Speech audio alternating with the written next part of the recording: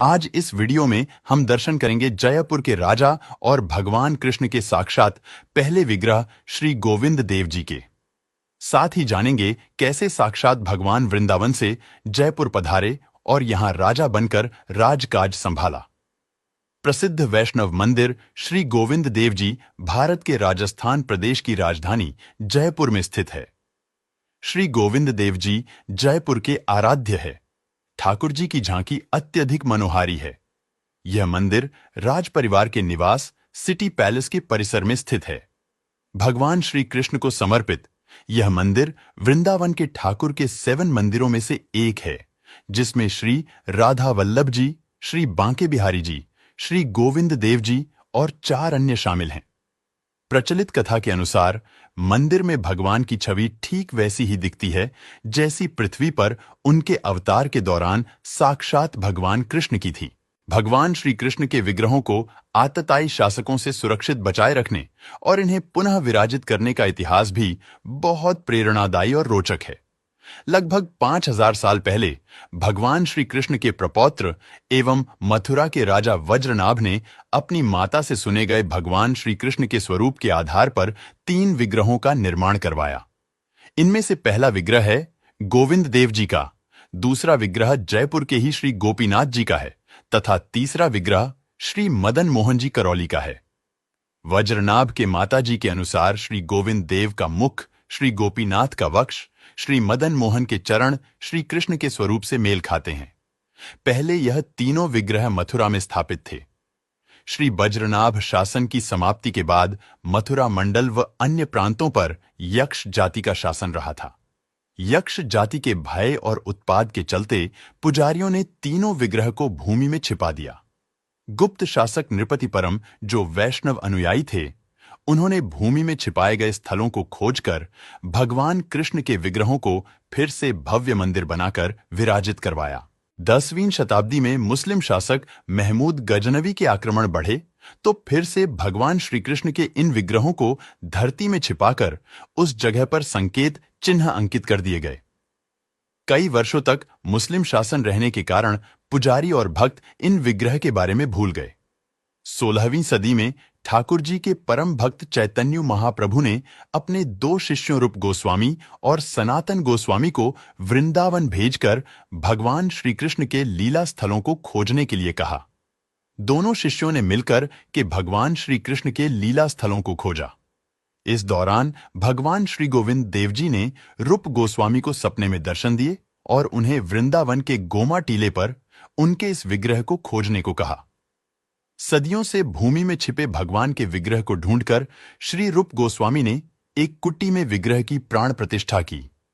उस समय के मुगल शासक अकबर के सेनापति और आम्बेर के राजा मानसिंह ने इस मूर्ति की पूजा अर्चना की। सन 1590 में वृंदावन में लाल पत्थरों का एक सप्तखंडी भव्य मंदिर बनाकर भगवान के विग्रह को विराजित किया।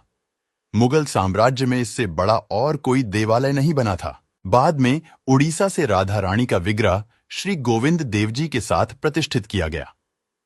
मुगल शासक अकबर ने गौशाला के लिए भूमि दान में दी, लेकिन बाद में मुगल शासक औरंगजेब ने गौशाला भूमि के पट्टे को रद्द कर ब्रजभूमि के सभी मंदिरों व मूर्तियों को तोड़ नन्ने का हुक्म दिया तो पुजारी शिवराम गोस्वामी व भक्तों ने श्री गोविंद देव जी, राधा रानी व अन्य विग्रहों को लेकर जंगल में जा छिपे। बाद में आम्बेर के राजा जयसिंह के पुत्र राम सिंह के संरक्षण में ये विग्रह चैतन्य महाप्रभु के शिष्य शिवराम गोस्वामी राधा गोविंद को वृंदावन से बैलगाड़ी में बैठाकर सबसे पहले सांगानेर के गोविंदपुरा पहुंचे थे। राजा मानसिंह ने आमेर घाटी में गोविंद देव जी के विग्रह की प्राण प्रतिष्ठा की, जो आज कनक वृंदावन के नाम से प्रसिद्ध है और यह प्राचीन गोविंद देव जी का मंदिर भी है। जयपुर में बसने के बाद राजा सवाई जयसिंह ने कनक वृंदावन से श्री राधा गोविंद जी के विग्रहों को चंद्र महल के समीप बने जय निवास उद्यान में बने सूर्य महल में प्रतिष्ठित करवाया। गोविंद देव जी को जयपुर का शासक माना गया और वहां शासकीय मर्यादा लागू हुई। जयपुर राज परिवार श्री कृष्ण को राजा और खुद को उनका दीवान मानकर सेवा पूजा करता रहा है। चैतन्य महाप्रभु की गौर गोविंद की लघु प्रतिमा को भी श्री गोविंद देव जी के पास ही विराजित किया है। श्री गोविंद देव जी की झांकी के दोनों तरफ दो सखियां खड़ी हैं। इनमें एक विशाखा सखी जो सवाई जयसिंह ने बनवाई थी। राधा रानी की सेवा के लिए यह प्रतिमा बनवाई गई। दूसरी प्रतिमा सवाई प्रताप सिंह ने बनवाई।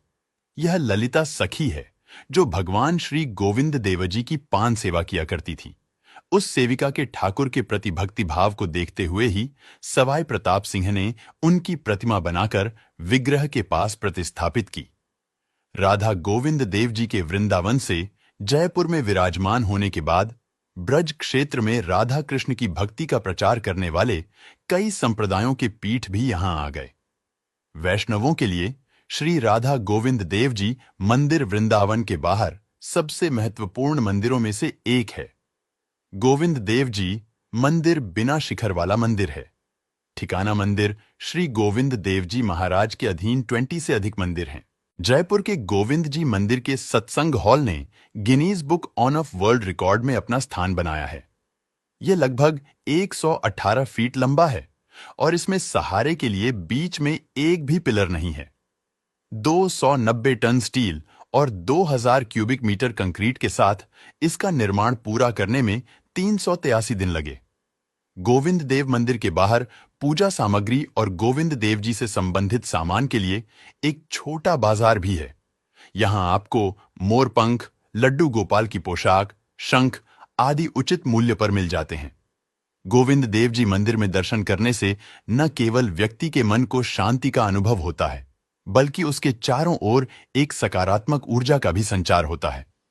इस मंदिर में श्री भगवान कृष्ण का जन्म पूरे धूमधाम से मनाया जाता है। जन्माष्टमी के दिन पूरे मंदिर को सजाया जाता है और मिठाइयां भी बनाई जाती है। इस मंदिर में जन्माष्टमी के दिन लाखों लोगों का जमावड़ा रहता है। रात को लाइट से सजाया जाता है। मंदिर के पास में छोटे छोटे और भी मंदिर बने हुई है जिनको भी लाइट से सजाया जाता है। गोविंद देव जी को हमेशा मोदक का ही प्रसाद चढ़ाया जाता है, बल्कि गोविंद देव जी को बाहर की वस्तु का भोग नहीं लगाया जाता। बस बाहर की वस्तु खरीद सकते हैं। प्रसाद तो केवल अंदर परिसर में जो मिलते हैं वो ही चढ़ाया जाता है। गोविंद देव जी का प्रसाद बहुत ही स्वादिष्ट माना जाता है। श्री कृष्ण जी के साक्षात स्वरूप का विग्रह होने के कारण भक्तों में गोविंद देव जी के प्रति खासी श्रद्धा है और मान्यता भी है। तीनों विग्रहों के दर्शनों के लिए रोजाना लाखों भक्त आते हैं और हर भक्त इनके दर्शन को लालायित रहता है। जयपुर घूमने आए हर पर्यटक भगवान श्री गोविंद देव जी के दर्शन करने जरूर आते हैं। कहा जाता है कि इन तीनों विग्रहों के दर्शन एक दिन में ही करने को काफी शुभ माना जाता है। गोविंद देव जी मंदिर परिसर में ही उद्यान, झरने और मनमोहक प्राकृतिक छटा देखने को मिलती है। यहाँ पेड़ज पौधों पर पक्षी कलरव करते रहते हैं और बंदर अटखेलियां करते रहते हैं। लगता है मानो अपने प्रभु का गुणगान करते हुए उनके सानिध्य में अपना जीवन सुखद बना रहे हैं। यहाँ मंदिर परिसर में एक मीठे पानी का कुआं है जिसे अमृत कुआं भी कहा जाता है। भक्त लोग इस मीठे पानी को पीकर अपने आप को तरोताजा महसूस करते हैं। माना जाता है कि इस कुएं का पानी पीने से कई रोग दूर हो जाते हैं। श्री भगवान की जानकारी के इस वीडियो को आप अधिक से अधिक भक्तों तक पहुंचाने के लिए शेयर जरूर करें और साथ ही कमेंट में जय श्री गोविंद देव जी लिखकर प्रभु कृपा की अनुभूति करें। धन्यवाद।